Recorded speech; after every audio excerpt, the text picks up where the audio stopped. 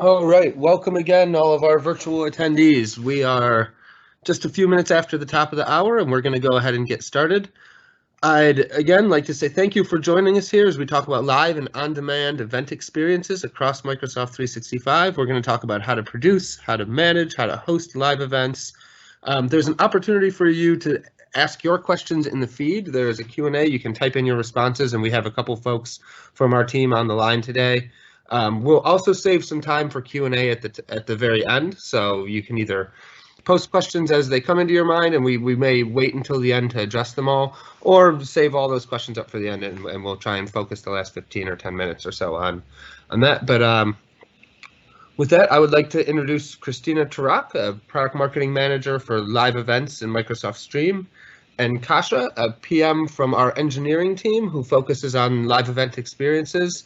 We're super excited to have them both on the call today. Christina, if you want to take over, we are good to go. Great, thank you, Mike, and thanks everybody for joining today. Like Mike said, we're going to talk about live and on-demand events in Microsoft 365 and help to make sure that you have a solid background so you can get started delivering them on your own after this call. Let's go ahead and jump in.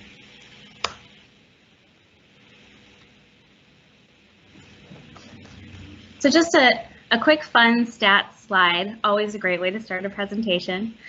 I wanted to show this slide because at a high level, video is more easily consumable by people, in fact 60,000 times faster than text.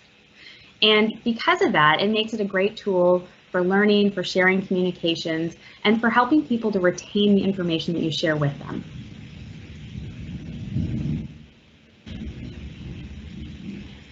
So live and on-demand events are capabilities available in Office 365 across Teams, Stream, or Yammer.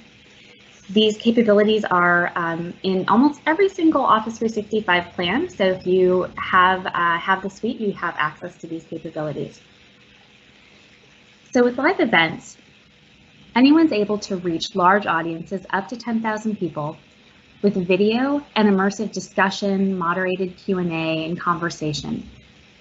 And in addition, these capabilities extend onto mobile, so it makes it easy for anybody to participate, whether you have your CEO sharing a broadcast or you have a training like this and you have a lot of employees that are on the go. It makes it very simple for them to stay connected. And also, I wanted to point out, we often say on-demand events because those tend to be just as, if not more important than the actual live event. We typically see about 70% of people that will watch the event at some point watch it on demand. So there's only about 30% that watch it live, and those on-demand views happen the day after the event and then the second day, the day after that.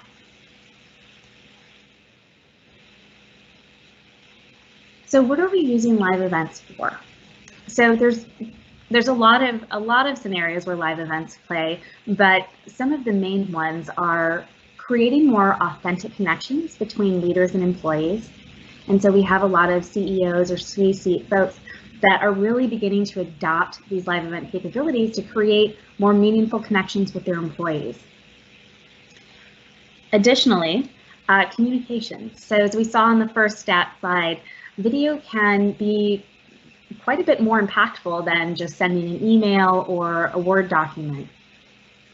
Thirdly, training is a great use case, and this doesn't have to be any kind of formal compliance training. It can be sharing best practices from peer-to-peer, from maybe your first-line workers back to the corporate office about sales protocols that might not work so well actually in practice. So lots of great use cases there. And I wanted to touch on the difference between meetings and live events. This is a question that I get quite a bit, and folks kind of want to know the difference. So I would say the first most obvious difference is with meetings, we tend to have fewer people. So it's more like the hundreds at the most for people to join an event, to join a meeting. But for live events, we tend to see more than 100 or so folks, up in the thousands. The second reason that meetings and events are so different are the roles that people play in each. So in meetings, you tend to have one person set up the meeting, but then once everybody joins, they kind of have this shared level of participation where anyone can share their screen, anyone can own the content or the audio or the talk track that's being shared. Whereas with live events, you tend to have one or very few people communicating out to broad groups, and the levels of participation are quite different. And we'll actually talk about the roles in a live event in a little bit, but you tend to have, one or few people controlling the content that's being shared, the audio, the talk track, and then the attendee participation is much different. As you can see in the call we're on right now as a live event, this is being operated much differently than a meeting. So with that, I want to start getting into some of the tactical points that you can take back with you and start to think about as you're planning your next event. So after we've discussed this, then we're going to jump into actually how do you go in, how do you set up the event, how do you deliver it, how do you host it, how do you get started, and with that, so when you're thinking about planning your live event, we advise starting about a month out. And so at about 4 weeks, that's typically when you would say, okay, we're going to go ahead and host this live event. So you go through your event checklist. Your pre-event checklist can be everything from making sure we have presenters lined up, we know what content, we know the audience we're going to reach, we know how we want to interact them, whether it's maybe just a discussion or you need to have a more formal moderated Q&A similar to what we're doing today in Teams. And then after you do the planning, you get the event scheduled, you can promote it internally, externally, getting it on folks' calendars. 2 weeks ahead of the event. This is when you start to need to think a little bit about the content that's going to be presented, who's going to be delivering it, what are the additional tools or devices you might need. Is this a professional event where you're actually going to have a stage and a lot of cameras, or is it going to be somebody that is going to be in their office using the mic that's part of their laptop and just sharing their screen? 2 weeks out is also the time you want to confirm event role responsibilities so everybody knows the role they're going to play during this event, whether it's the host, whether it's a presenter, or whether it's a moderator. And then as we get to the event, you of course want to have a dry run. Make sure all of the content is working, everyone can see the right screens, the audio is working, everyone can connect appropriately. Then during the live event, we'll go through the roles on this next slide, which are very important during the day of. And then after the event, as I mentioned, that recording becomes a great asset because not only can you share it out with the people that miss the event, but you can also post it on your corporate intranet, share it in email, so it has it can get legs of its own. So I mentioned a moment ago defining the roles of the support team. There's really 5 main roles that we talk about. The first 2, the organizer and the producer, which can sometimes be the same person. The organizer tends to be the person that goes in and schedules the event, gets it on the presenters' calendars, makes sure everybody is aware that, that this event is taking place. The producer is the person that is going to manage all of the controls behind the scenes.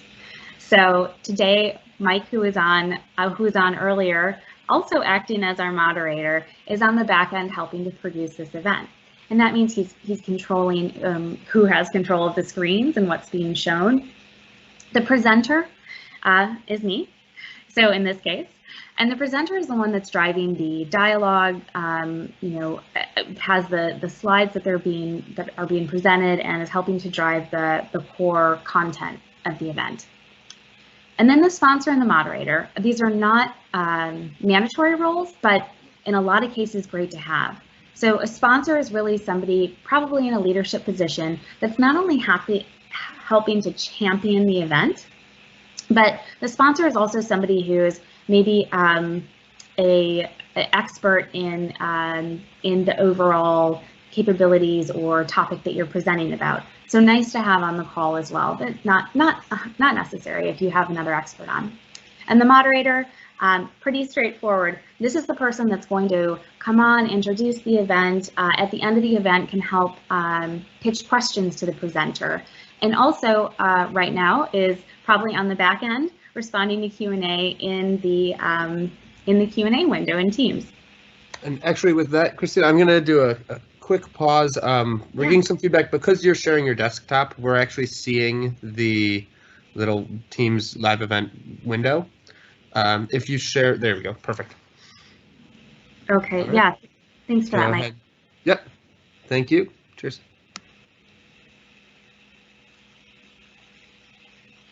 So now that we've kind of talked a little bit through some of the pre-planning, some of the roles, let's talk about delivering your event. And before we jump into some of the various scenarios and use cases and the different apps, as I mentioned, you could use Teams, Stream, or Yammer to deliver your events. A question that I get from customers often is, okay, so this capability across all of these apps is awesome, but how do I know which one I should use for my event? And so there's a couple things to consider. The first thing, and probably the most obvious, is look at your organization's workload adoption path. So these capabilities are all available across those 3 apps, but your company may not have plans to adopt all 3 of those workloads. So if they don't, then that might help right off the bat, help you determine what to get started with. That said, the 3 apps all have very different uses, and we'll talk a little bit about that as I go through some of these use cases. But I would say at a high level, Yammer we use for cross-organization communications, and not necessarily peer-to-peer, but one-to-many, where you're broadcasting across your organization. Teams we tend to use for smaller events, or perhaps even events that are held outside your organization, like your core webinar capabilities, like we have today. And then lastly, Stream's very unique in the fact that there's not any associated Q&A with it, but it's actually an embeddable live feed. So you can take the live event, you can embed it on your corporate intranet site, for example. So if people are used to going there for messages from your leadership team, and then they can go there and hear the announcements there. So that said, let's go ahead and jump in. So as I mentioned, there's different features and scenarios associated with each of these apps, and I won't spend too much time on this. But within Teams, as most of you that are joined can tell, you can use Teams inside your organization or outside your organization to broadcast these live events. Setting up a live event in Teams can be very simple, just like setting up a meeting. So if people in your organization are familiar with that workflow, this will feel very similar to them. Teams is great if you want to do quickly share your screen or use your webcam to broadcast a more informal type of event. And there's also that moderated Q&A. And so as you'll see with Yammer, for example, while there is still a Q&A component, it's not quite this, what we call moderated, where the presenter and the host have control over the questions that get published, who's responding to the questions, and those interactions with the attendees. And then also in Teams, you have the benefit of a kind of a back channel chat. And so right now on the back end, in the box that I minimized, if I clicked on that and opened it up, you would see next to the Q&A, we actually have a back channel chat where the presenters and the hosts are all discussing what's happening in the event. So that said, let's go ahead and dive into this Teams experience. So I mentioned that scheduling an event in Teams is pretty straightforward, and if you have Teams and have set up meetings, then this view probably doesn't look too different. So after I click on my new meeting button here in the right-hand corner, I'll select a live event. And when you select to host a live event, schedule a live event, this is a very similar experience whether you're in Stream or Yammer or Teams. You're going to need to answer 2 questions. The first being, who am I going to share this with? Is this event for just a couple people? Is it for people inside my organization, people outside my organization? Is it for a large group of people, like my entire company?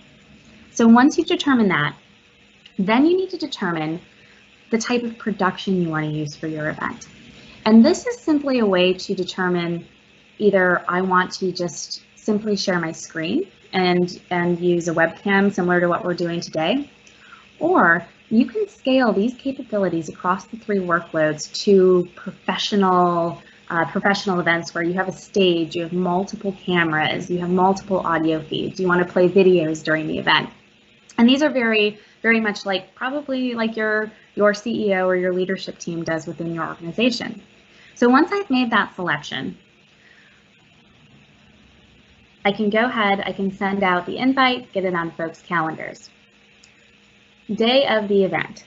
So I've selected that I'm just going to do a simple event where I'm going to share my screen and share a presentation. So if you are the host of the event, or even the presenter on the back end, this is what the screen looks like. So Mike, who we heard from earlier, is on the back end looking at this screen right now, and he's able to see in this window here, which is the queue. So this is the content that we have on board. This right side is what the attendees see. And then here on the right-hand side, you can see this panel. And this little button here probably looks familiar with the Q&A. And here you can see that on the back end, the presenters and the hosts and the organizers, they're able to moderate this. So they can publish questions, they can decline questions, they can respond privately. And then also the back channel chat, meeting notes, and some additional bells and whistles are all available here.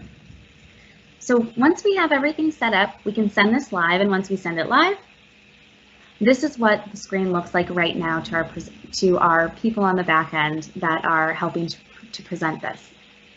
So they can see what's on deck, they can see what the attendees are looking at, and here on the bottom, I want to just call this out because if you have used Teams before for meetings, you're probably familiar with the share tray concept. And so this makes it really easy to get content on deck. You simply would click the sharing button, select your desktop or maybe a window that you want to present from the browser, and then you can push that live. It's a very, very simple, straightforward way to deliver live events in Teams. And here, as an attendee, this view probably looks almost exactly like what you're looking at, except the content on the screen is a little bit different. So maybe it's a little bit like Inception for you right now, where you're kind of like, I don't know which is real. So I also wanted to point out captions and subtitles, live captions and subtitles are very important to a lot of customers for either accessibility purposes, or perhaps you just have, you're on a bus and you don't have your headphones with you, but you still want to follow along. And so we are working on providing live captions and subtitles across all 3 of the apps. And so more on that soon. So the next scenario I want to talk about are live events in stream. And as I mentioned, one of the top use cases for this is the ability to embed the video player anywhere within your organization. So on like I mentioned, your corporate portal. So maybe you have a home page where you want all of your announcements to be broadcast. You can grab that player, embed it there, and host the live events right there. You can also, we have a lot of customers that use Stream as their their corporate video portal. And so everything video, they drive their organization there to consume it.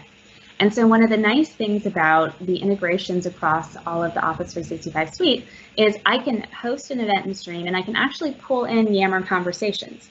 So I can have a Yammer discussion happening right alongside my Stream events in Stream. Then something I wanted to call out, as I mentioned earlier, is the on-demand asset.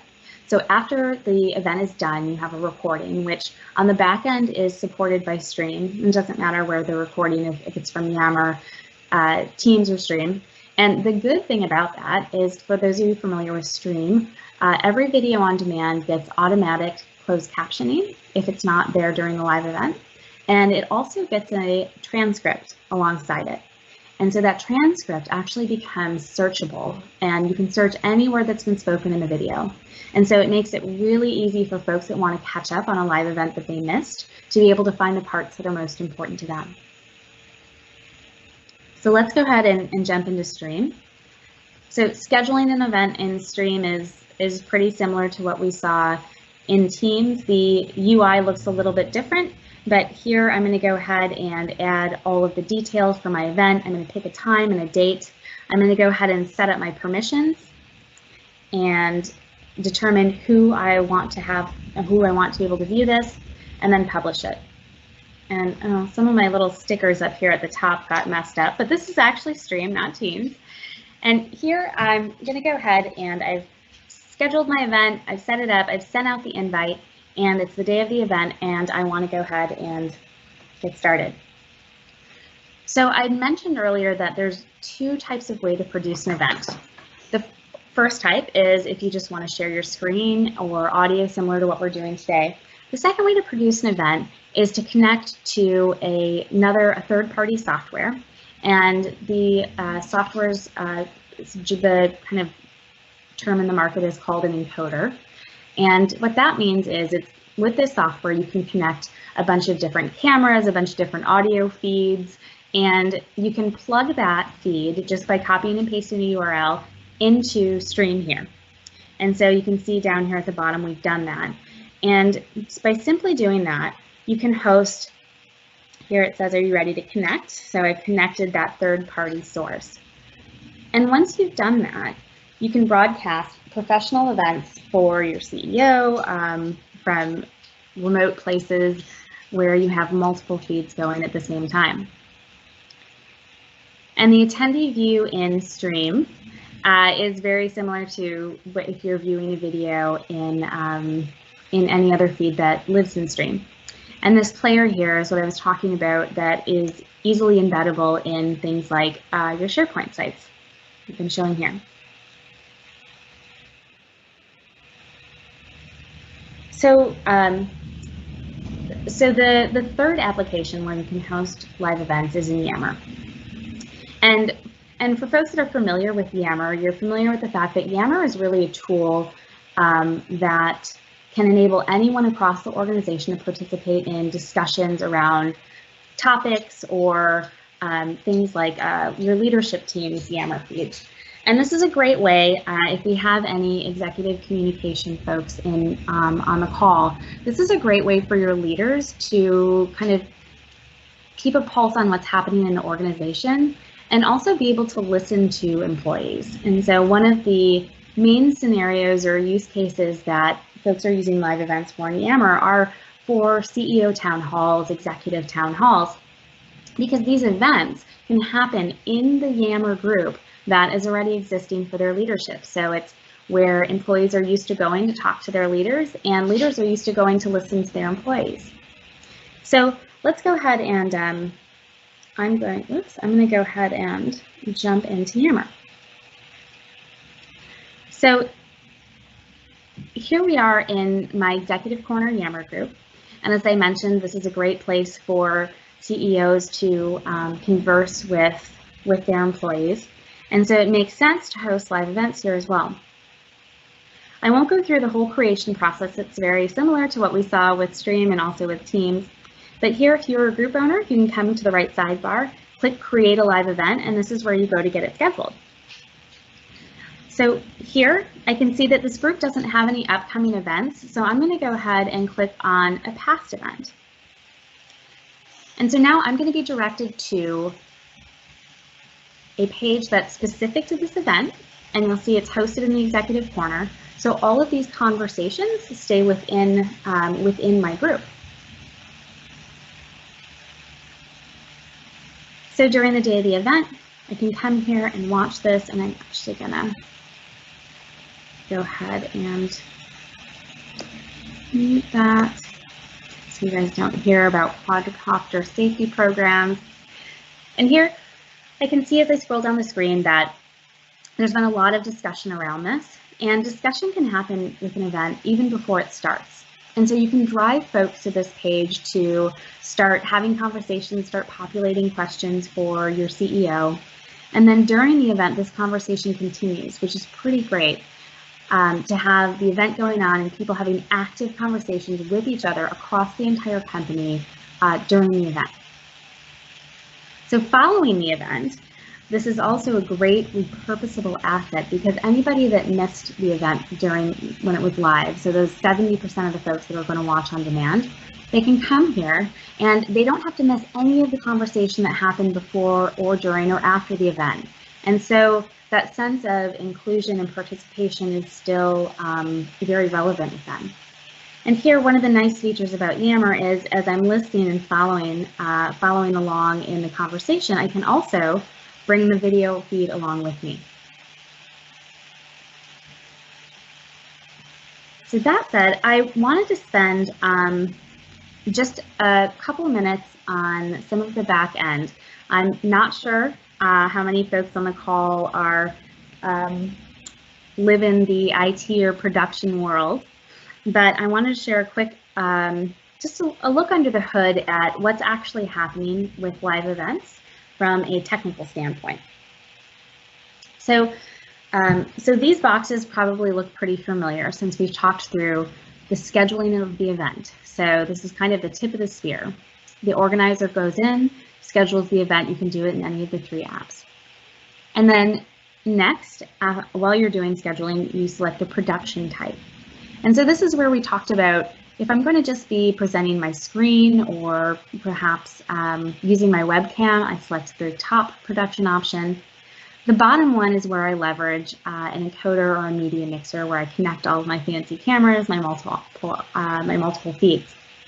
Encoders can be anything from a simple OBS software encoder to a high vision hardware encoder. And then once I've done this and I actually go into the production phase, I'm leveraging Stream and Teams under the covers. And for most folks, you don't even know that's happening, but those technologies are the ones that are actually mixing up the stream for the video. And then once we go live and we start pushing the feed live, that's where Stream comes in under the covers of the platform. And Stream's leveraging Azure Media Services, a CDN, and archiving to help facilitate a seamless playing experience, delivering that content across your network, and also archiving that video for playback later. This is also where all of the automatic transcription and closed captions happen.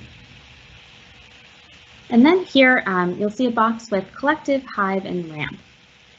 And so for those folks on the phone that are not familiar with what an ECDN provider is, it's a third party, so Microsoft partners, who deliver solutions that help to optimize your company's network. And so what that means essentially is, from a user experience, if you are one of the 10,000 people joining an event all at the same time, that puts strain on your network. And so without having proper network setup, that means that one person joining could have problems with playback. Maybe they see a lot of buffer, maybe they aren't able to join at all. So it's important, even outside of looking at ECDN providers, it's really important that before you set up an event, you have a conversation with your IT department to make sure that your network is in a good place to host them. And then lastly, the attendee experience, as we saw, can be across any of the 3 apps. Oh, here's just a quick screenshot for those folks on the phone that are familiar with ECDN and encoders. And the encoders, again, are the way that we kind of deliver those professional CEO broadcasts to produce them, and the ECDN to help network optimization. These are the folks that Microsoft Stream and Teams and Yammer by extension actually integrate with. So these integrations are already built in, which makes it really easy for the ECDN side to set up that stream just once, and that's all you have to do for all of your next live events. So I'm going to go ahead and pause here and invite Mike and Kasha to join me on the call here to add any additional color.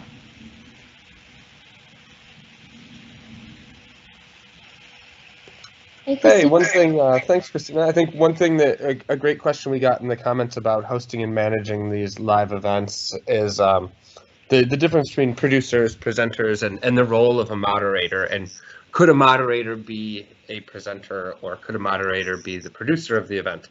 And I think the answer to that is certainly could. It can be a little bit of a challenge to toggle back and forth between Q&A, especially if you're sharing your screen or sharing an app directly into the queue, or sharing it live for that instance. So we do recommend having a dedicated person answering questions and helping manage the back channel, if that makes sense. But certainly a producer can be the same person as a presenter. A producer is just controlling the screen switching and the creation of the event and the ending of the event, while a presenter is focused on speaking. But those two people could absolutely be the same. For a light self-produced live event like this one in Teams, it's definitely easier to have the producer and the presenter be the same person. But for a more high touch, high production value, if there's 3 DSLR cameras and you want to switch that, it might be a little bit of a challenge for a presenter to both be managing their slide content and talk track, as well as switching between cameras. Other top thoughts on this, I certainly recommend taking advantage of this or the resources for live events that we have available.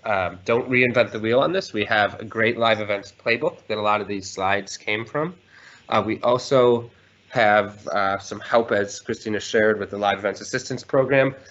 Really, we are eagerly looking to help customers with this. We want to learn about the different scenarios they're using. We want to learn about their different pain points so that we can continue adding features to the live event suite and make sure that customers have what they need in order to start connecting through video, because we've been really successful with it here at Microsoft, and we want to see our customers replicating that success.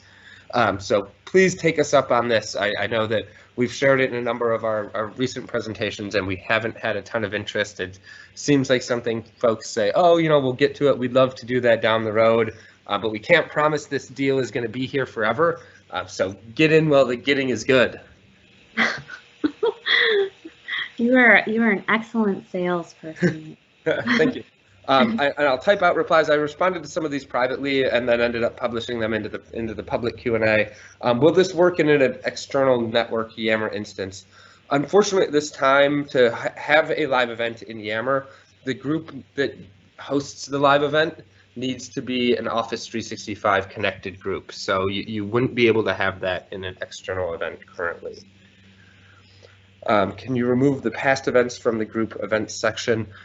You can. After a while, they actually get archived, but it clicks through into stream. If you'd rather not see past events on the group sidebar in Yammer, then you can certainly delete the event and it will remove it. In Teams, would the Q&A be preserved after the event if you play the recording back?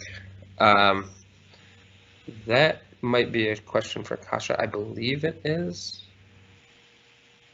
Though I don't know how it actually shows up. I think that the Q&A might just be available for moderators. Are you referring to an event in Teams or in Yammer? In Teams, would the Q&A be preserved after the event? I'm not actually sure about that, but I think we should follow up on that. Yeah, it is. Cool. And then can I deliver to a private group member solely? I'm guessing is somebody solely. If that, again, kind of depends on the scenario. You could, in theory, make a 2-person live event. Teams would probably be the best scenario for that, because it would mostly just be a webinar where you were presenting to one individual who you didn't intend on speaking in the meeting. You could also, I guess, as a workaround, do it with the live event in Yammer. You would just need to make sure that this member was the only other person who could find this group, because live events in Yammer happen by default in public groups. So Teams would probably be the best scenario, but the use case for this is probably best used in a one-to-many type of audience. All right, Kasha, anything else you want to add, or Christina, anything else? As I go in and look at some of the new questions that are coming in. Is it possible for the producer to talk to the presenter only? I know via a private chat.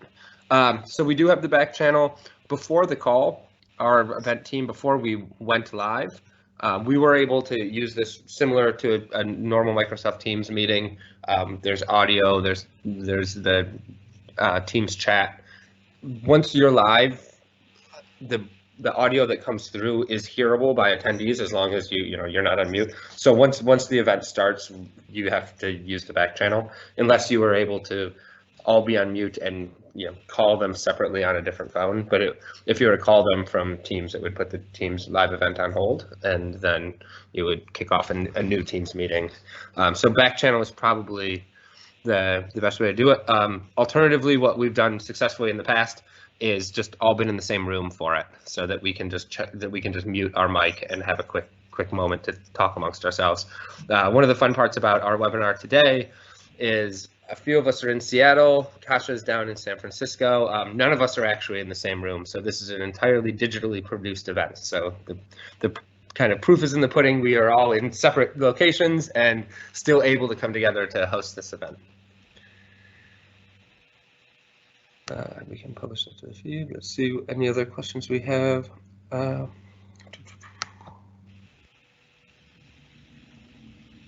Someone move past events. Oh, yeah, it looks like Kasha answered that. Do you have any tips on setting up a live event from a small office? What kind of equipment? What would you recommend when it comes to cams, microphones, and so on? We want to keep it simple and easy to use. According to our CFO, low budget.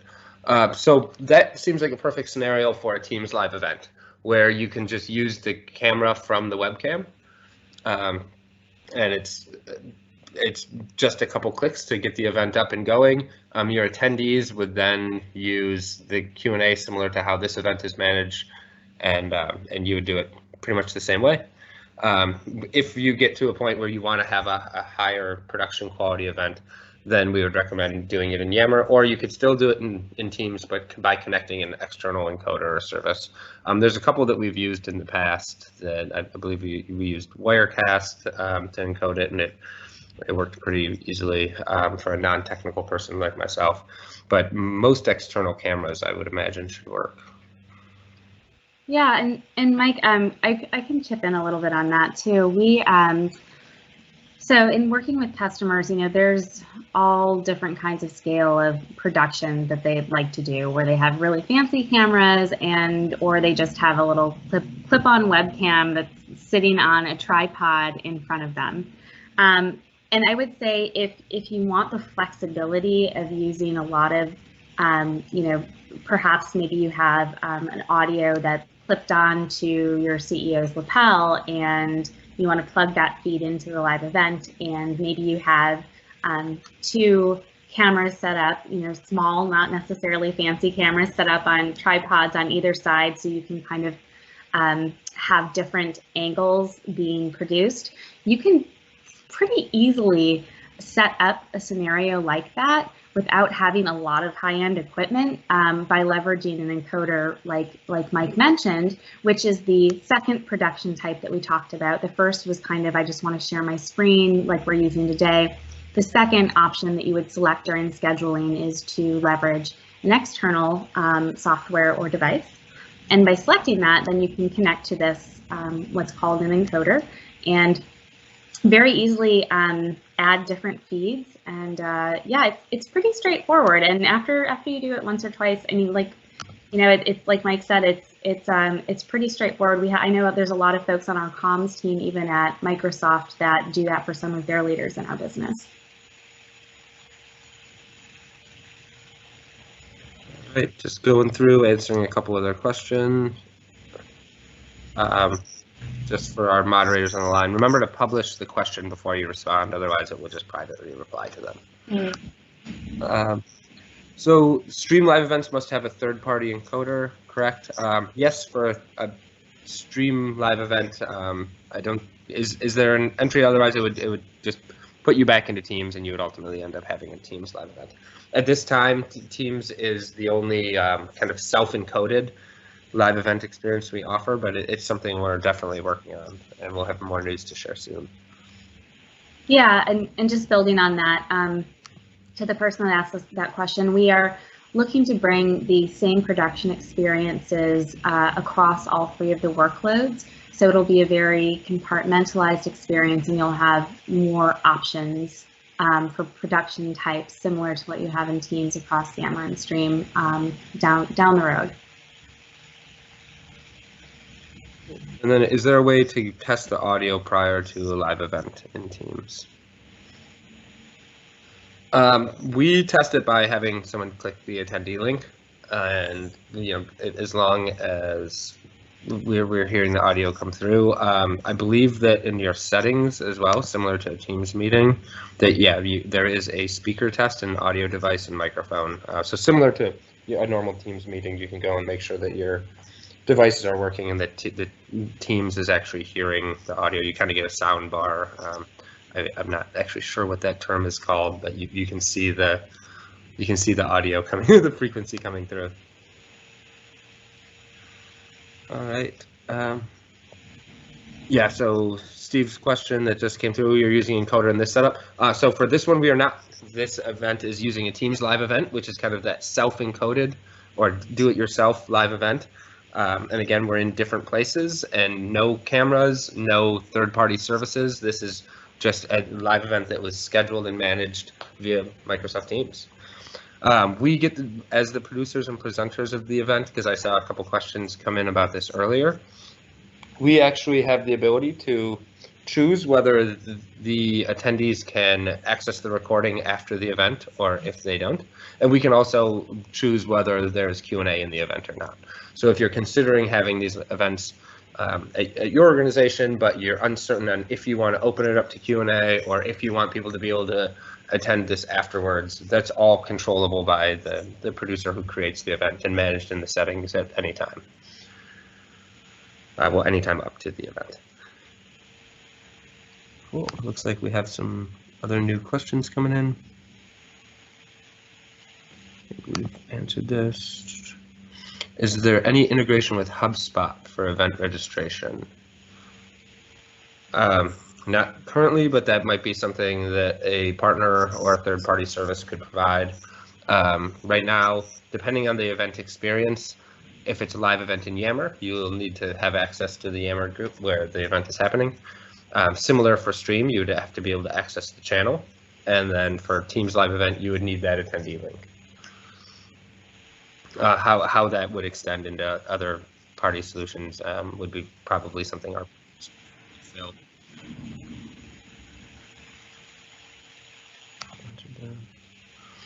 What is the lifetime of a recorded meeting? Who has access to the recording by default? And what happens to meeting recording if the owner of the company has left the company? So they get uploaded in, by default, these live events get uploaded into Stream, which is kind of their house. Who has access to it is dependent on how the event was set up. It can be set up so that attendees can view the recording after, or that they cannot. If you'd like to make the attendee experience a little bit easier to share out more widely, like for instance, if you want to make something an official training video that started as a live event in Stream or in Teams or in Yammer, because all the videos go into Stream, you can then download it and re-upload it somewhere else so that you don't have to worry if if an employee leaves the company and losing that content. And once it's in Stream, you also can get all of the great auto transcription and facial recognition benefits of being in Stream. You can add it to your other channels, embed it into a SharePoint site, or do anything else you would as any other Stream video. So it's definitely a huge benefit. It doesn't just live within the Yammer community or just within that call invite. After the event, its lifespan goes on a little bit more.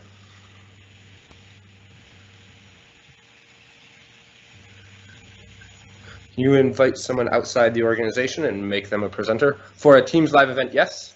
For a Yammer live event, no, because of course Yammer is just for the organization.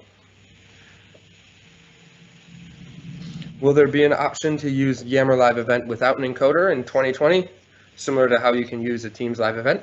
As Christina was saying, we are looking to bring the experiences from Teams Live Events and from Stream across all of the solution opportunities, so that it would be a similar experience, or you'd have similar encoding or self-encoding options between Yammer, between Teams, and between Stream.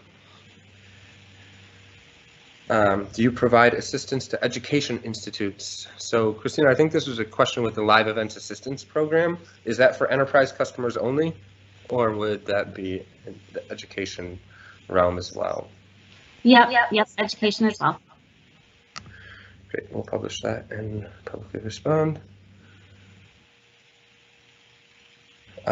And then someone asking for this content on demand. Yeah, we will make it on demand, and then likely we'll end up publishing blogs across the Microsoft tech community that point back to this. So we might do some cleanup on our side and then republish it, but you should also have access to the recording of it.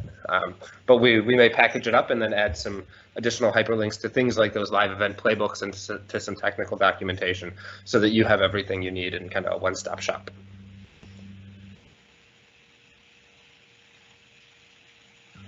All right, final questions. And we'll publish that. And I think that is all that we're seeing. Any final thoughts from Christina or Kasha? It looks like we've answered all the questions that came in. Oh, here's a couple more now. What RMS or AIP provisions are available for live events of a sensitive nature with regards to encryption and protection?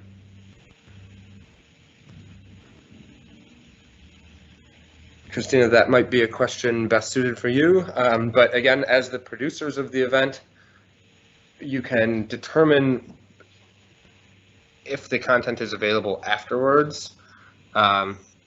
For a live event that you wanted to ensure was internal only, then you should not allow external visitors or external users, or even better yet, you could host that live event in Stream and Yammer, which are both internal audiences by nature. And then, of course, if the content is in Stream, it is quite well protected by the Microsoft Trust Center. Yeah. And I would just also, sorry, I have a echo here for some reason. Yes, so all of the, as Mike mentioned, all of the live events, you can determine who you want it shared with while you're scheduling it.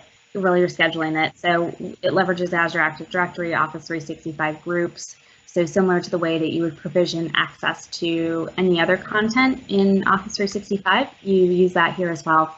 And regarding the encryption before, during, after the stream, if you visit the, and I don't have a URL handy for this, but if you visit Microsoft Stream Docs documentation, if you search it for that on Bing, there are a couple pages there that talk about encryption and some of the details around how we handle video in Office.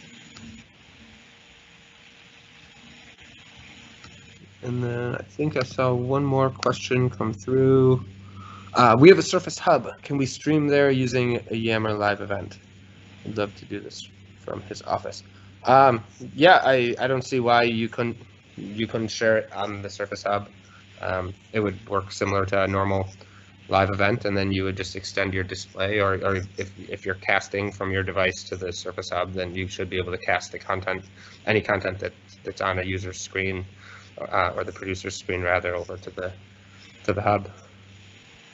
Yeah, and if you wanted to use the hub as use the video feed from the Surface broadcasting from the room, you should be able to connect that as well. You'd probably have to use an encoder if you want to use Yammer today, but you should be able to connect that just like you would a regular camera feed.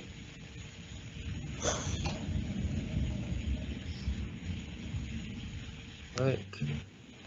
Anything else? If I follow, I could create a live event that is a Teams meeting with, say, 7 participants, but broadcast that in Stream to up to 10,000 users and embed to SharePoint. Yeah. Now, my recommended strategy for that would be if you are positive you'd only want those 7 participants, have the Teams meeting or the Teams live event rather with those 7 participants, and then take the recording and upload that into Stream and then share it. But if you're looking to broadcast it live, then you would have your 7 participants in the producer and presenter roles, similar to what we're doing here today, and then have everyone else be external visitors. And looks like if you mistakenly stop the live event, you have to schedule a new one. Yes, that is one thing why we recommend having the presenter and the producer be different people. If you do end the live event as the producer, the event is then wrapped up. There is no way to restart that event, and it will start uploading to Stream, and then the event is closed. For tips on that, we do recommend checking out that live events playbook. It will have kind of a lot of the make you feel comfortable hosting the event tips in there. I know Christina shared some of the slides of what to do before, what to do during, what to do after, and I think that guidance is in there. Is be very, very careful to not end the live event.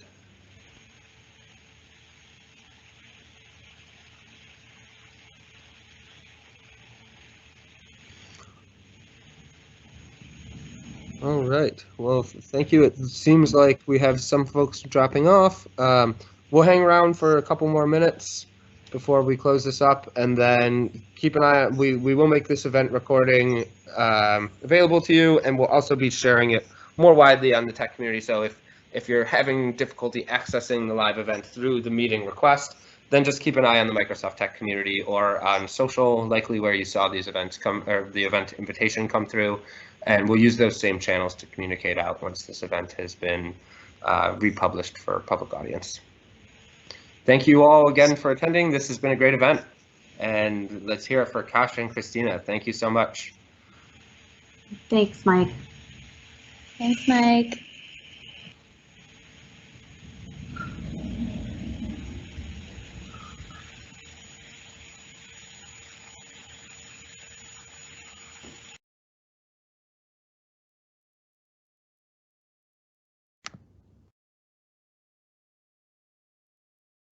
One other question from Guy: can you save the setup and use it for future events? The setup is very simple. You just fill out your event details. For using it for future events, you can do that in Stream, where you can actually swap out a video without changing the URL. So for instance, if you wanted to have a monthly Q&A and you wanted that permalink to always live on, you can go right into Teams and kind of rip and replace the previous video with the most recent video. And Usman's question: I noticed you cannot have 2 concurrent live events. So we actually support up to 5 concurrent live events. Now, they can't be produced by the same user. So if Christina wanted to kick off a separate live event at the same time as me, she can absolutely do so. But it's kind of one per user at a time, because it does use their Teams client.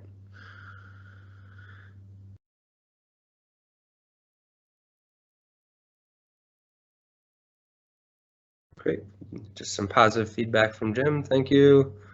Is there any MS Yammer group open to partners where you post information about live events and so on? Yeah, check out the Microsoft Tech community, the Yammer community there. We've shared our live event details on how to host and manage. Kasha and I presented about this at SharePoint Conference in 2019. There'll be an upcoming streamable session at Microsoft Ignite 2019 in Orlando in November, talking about live events across Microsoft 365. So if you go into your search engine and type in live event in Microsoft Tech community, you'll find many discussions about it, and we blog about it pretty frequently. We're constantly releasing new features for it and trying to marry that experience across Teams, Stream, and Yammer.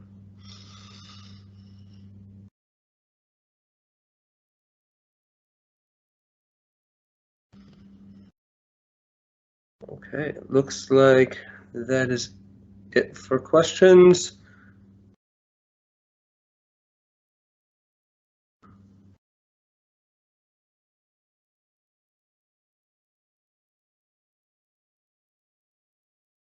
And one more about the audience limit. Sorry, Steve, for stream and Yammer, it is 10,000.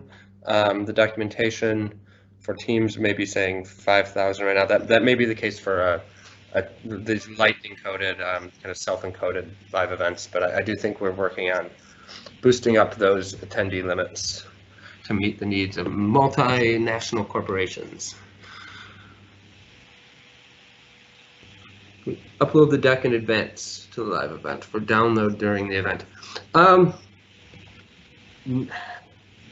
Not really. You'd have to send the live event live before the start time, which you could do, but you keep in mind these events can only last for 4 hours, so you would have to do it within that 4-hour window. Otherwise, you'd hit a hard stop. The easiest way I would recommend to do that would be just sharing out the deck when you send out the invitation for the live event.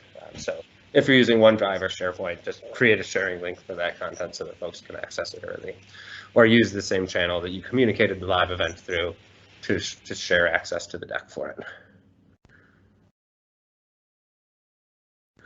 See you at Ignite. Oh, we can't wait. We'll have some stuff to give away. So if you stop by the Yammer or the Teams or the Stream booths, we will likely have some swag for you.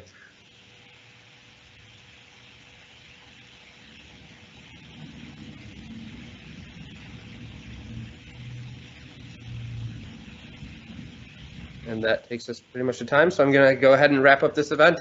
I'd just like to thank all of our attendees one more time. Thank you to our producers. Follow us on social media. Follow us on the Microsoft Tech community. Follow us in Orlando at Microsoft Ignite. We'll be sharing a ton more information about live events. And we hope to see you there. Stay tuned. Thanks, everyone.